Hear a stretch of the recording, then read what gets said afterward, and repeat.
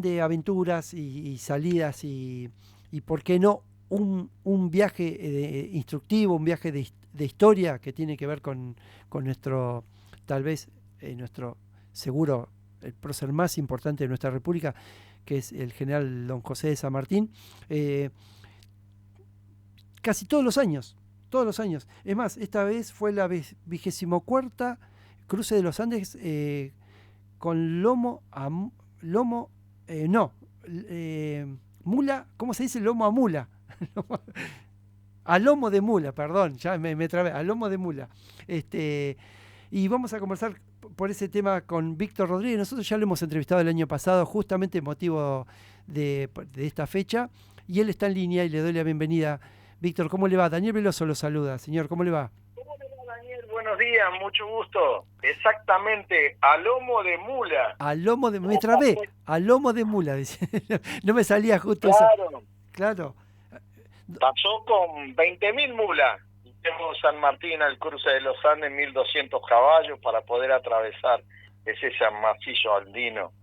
Pero lo más importante, Daniel, del general San Martín, es que realmente era un hombre que conocía claramente que estaba escribiendo historia. El hombre se da cuenta, hay hombres que se dan cuenta que están haciendo historia, claro. Y él, que venía con una gran preparación de Europa y de haber luchado contra ingleses, franceses, y las luchas intestinas, era un gran hombre que conocía claramente que iba a hacer historia. Claro. Por eso fue un artesano de su historia, el claro. general San Martín. Y fíjese, ¿no, Víctor, que San Martín, viniendo de esos países, ¿no?, que eran los dos, tanto Francia como Inglaterra, España, países invasores, ¿no?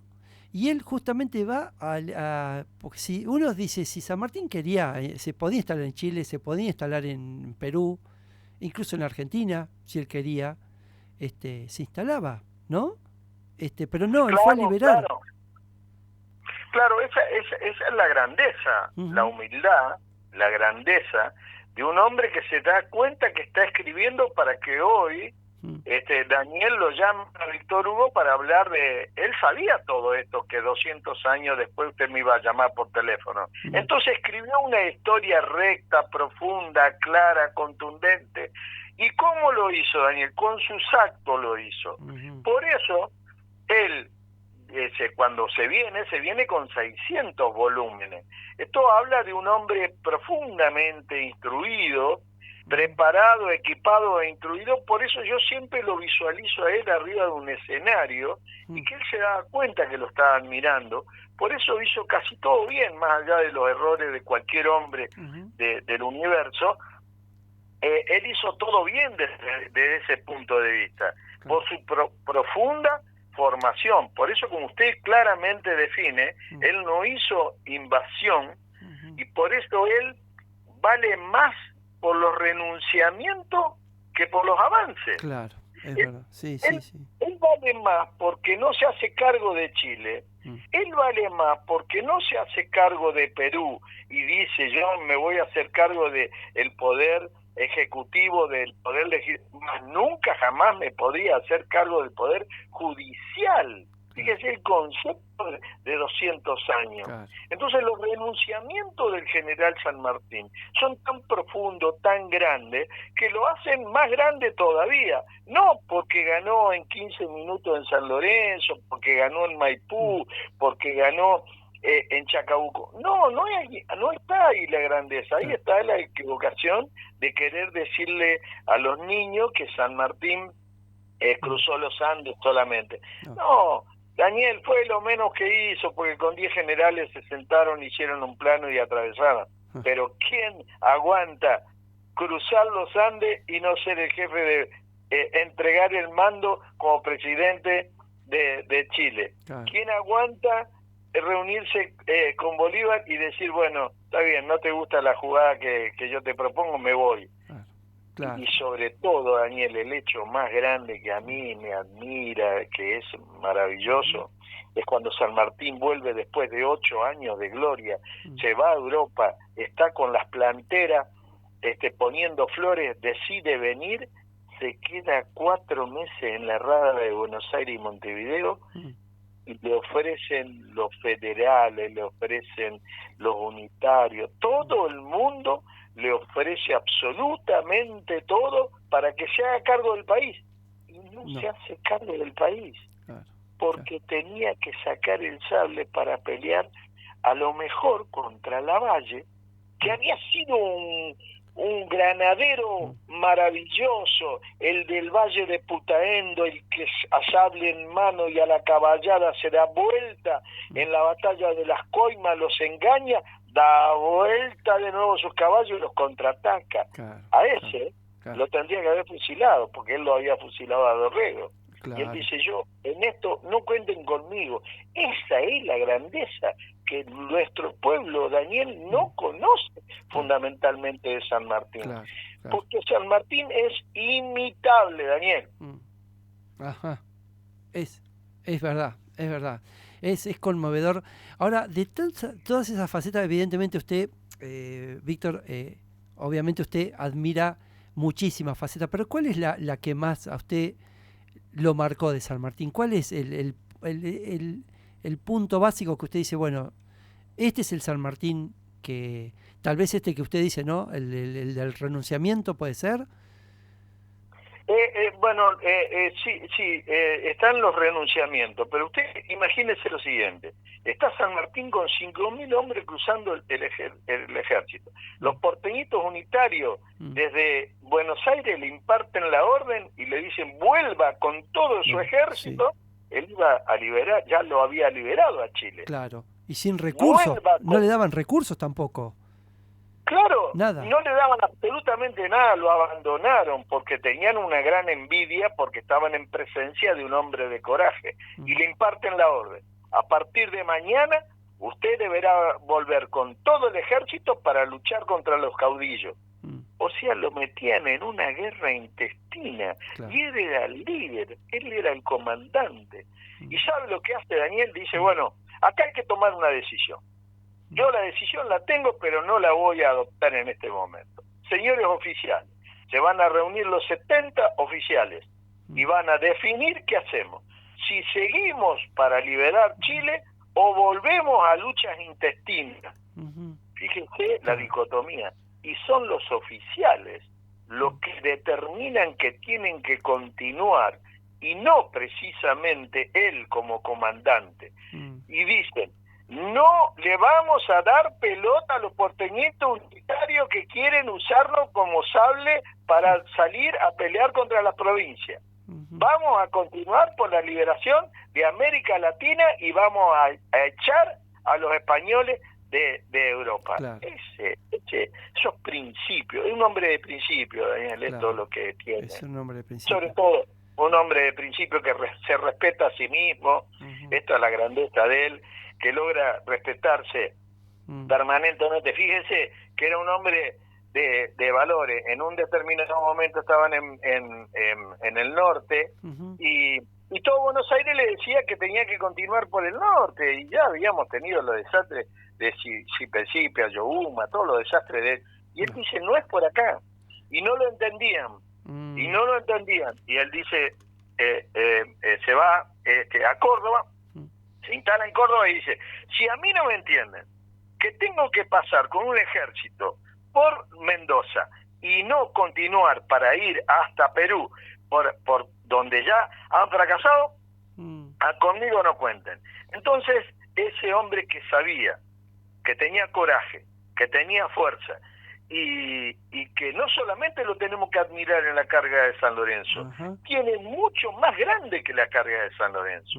Él es mucho más grande, porque explíqueme usted, cómo cuando le ofrecen el Congreso de Tucumán, si no sabían cómo hacer el Congreso de Tucumán, y él le dicen, bueno, venga a Tucumán y haga en el 1816, porque la libertad ya la teníamos, Daniel, pero lo que no teníamos era la independencia. Y dice, a los diputados de él le dice, si mañana a la mañana no salen de San Juan, de Mendoza y de San Luis rumbo al Congreso, Y en el Congreso, cuando llegan, dicen, no, que venga San Martín y se haga cargo. Y él dice, no, están equivocados, muchachos diputados, ustedes no entienden nada. Más o menos como lo de hoy, ¿no? Ustedes no entienden nada de lo que está pasando. Yo me tengo que quedar en Mendoza y tengo que cumplir el objetivo estratégico, que es echar a los españoles. Esta es la grandeza fundamental. No lo distrajo, no lo sacó nada de su eje, nada. Porque miren que lo podían, porque la acechanza y las tentaciones seguramente fueron muchas, pero a él nadie lo sacó de su eje. Claro, esa es la serenidad del temple del soldado, y esto es lo que nosotros le tenemos que transmitir, estimado Daniel, a las próximas, a las generaciones. Estos son los hombres que nosotros tenemos para imitarlo. Por eso él vale más, como usted dice. ¿Por qué no lo saca de su eje, como usted acaba de decir? Porque él da todos pasos atrás. Da un paso atrás en Tucumán, da un paso atrás en Rancagua, da un paso atrás cuando no se hace cargo de Chile. Cuando Bolívar, él tenía 8.000 hombres cuando se sienta con Bolívar. Pero él se da cuenta que tiene que enfrentarse con ese animal, porque era un gran soldado, pero políticamente, desde el punto de vista estratégico, ético, moral y espiritual, no tenía nada que ver con San Martín. Pero Bolívar fue un gran soldado. Y él se da cuenta que con ese hombre, con ese espíritu, con esa personalidad, se tenían que enfrentar. Y él renuncia. Y cuando renuncia en serio, se va de Guayaquil, se va de Perú, se va de Mendoza, se va de Buenos Aires y se va.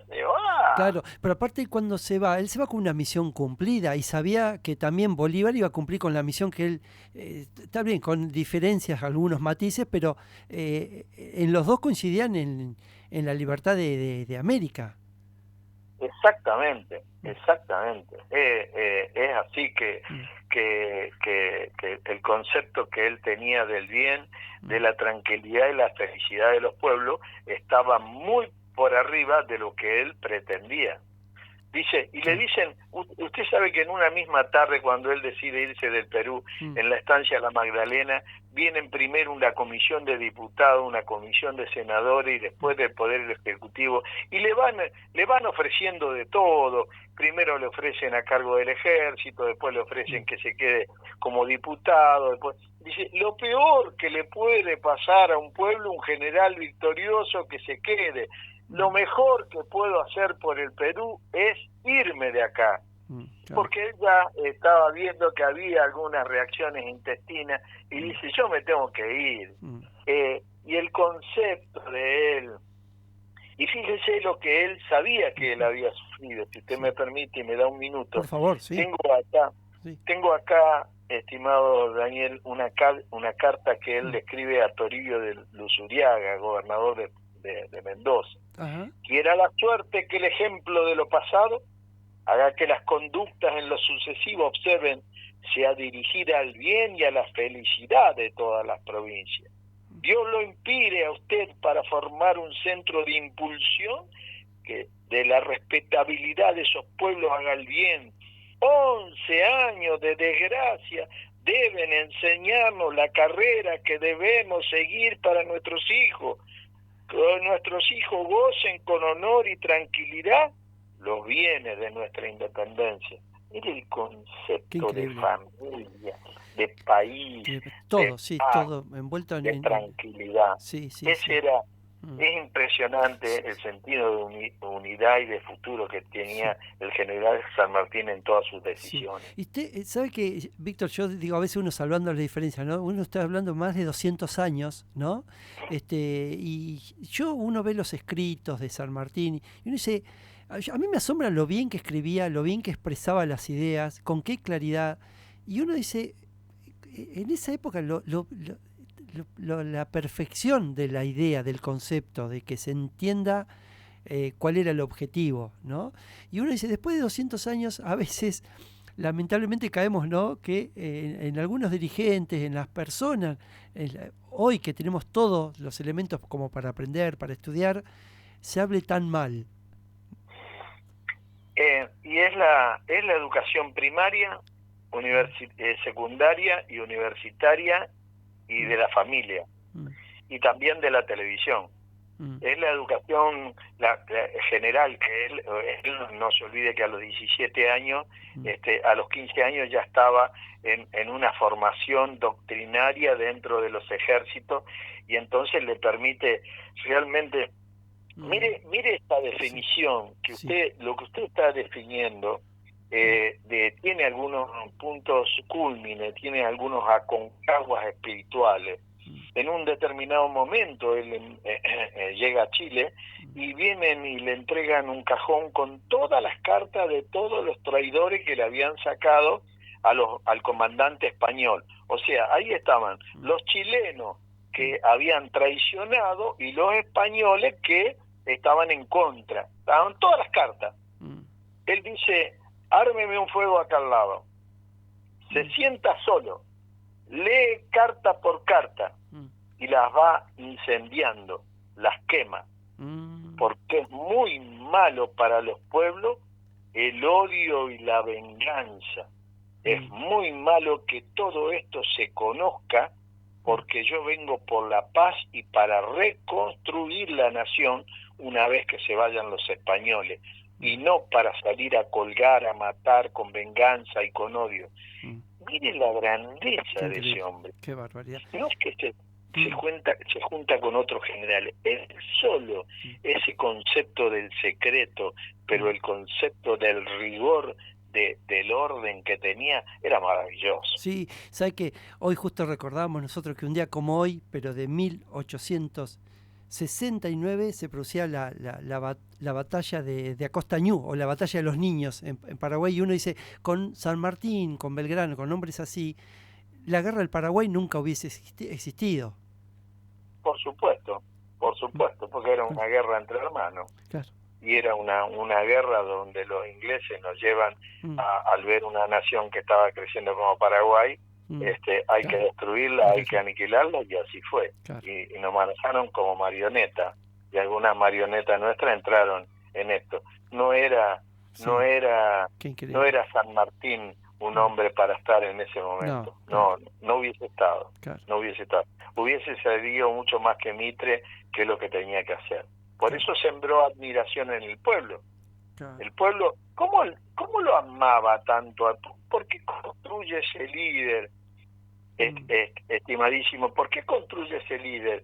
Porque por WhatsApp, por Instagram, por televisión. ¿Por qué?